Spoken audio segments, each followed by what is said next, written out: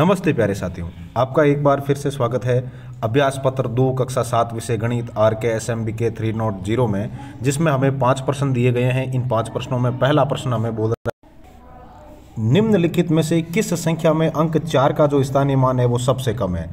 सबसे कम स्थानीय मान इकाई के स्थान पर आई हुई संख्या का होता है, तो हमें इन चारों विकल्प में से उस विकल्प को ढूंढना है जिसमें अंक 4 इकाई के स्थान पर आया है, और वो है अपना विकल्प डी, क्योंकि इसमें 7,534 में अंक 4 इकाई के स्थान पर है, जहां इसका जातीय मान भी 4 है और स्थानीय मान भी 4 ही है, तो अपना विकल्प डी सही होगा साथियों।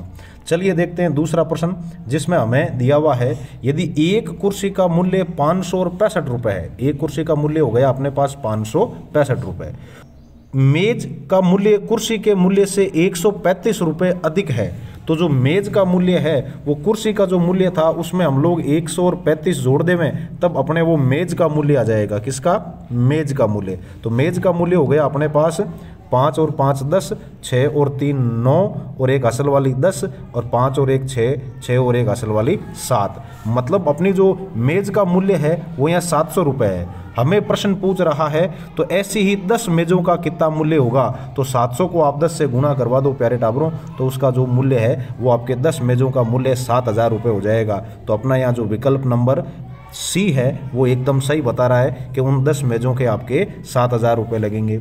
चलिए देखते हैं तीसरा प्रश्न, जिसमें हमें हल करना है। हमें दिया हुआ है 35 साथियों, फिर -3 ब्रैकेट के अंदर, और फिर प्लस, और फिर -8।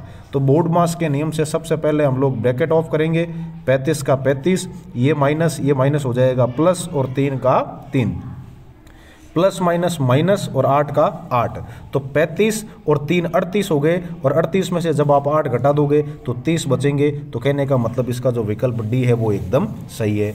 चलिए देखते हैं चौथा प्रश्न, जिसमें संख्याओं 6, 18 और 32 का आपको HCF निकालना है। HCF साथियों, जो संख्या सबसे छोटी है उससे भी छोटी आएगी, तो उसके लिए आप 6 के अभाज्य गुणनखंड कर दो। 6 के अभाज्य गुणनखंड होते हैं 2 गुणा 3, और फिर आप 18 के अभाज्य गुणनखंड करोगे तो 18 में 2 का भाग गया 9 बार, 9 में 3 का भाग गया 3 बार, और 3 में 3 का भाग 1 बार। फिर जब आप 32 के अभाज्य गुणनखंड करोगे तो 32 में 2 का भाग 16 बार, 16 में 2 का भाग 8 बार, 8 में 2 का भाग 4 बार, 4 में 2 का भाग 2 बार, और 2 में 2 का भाग 1 बार।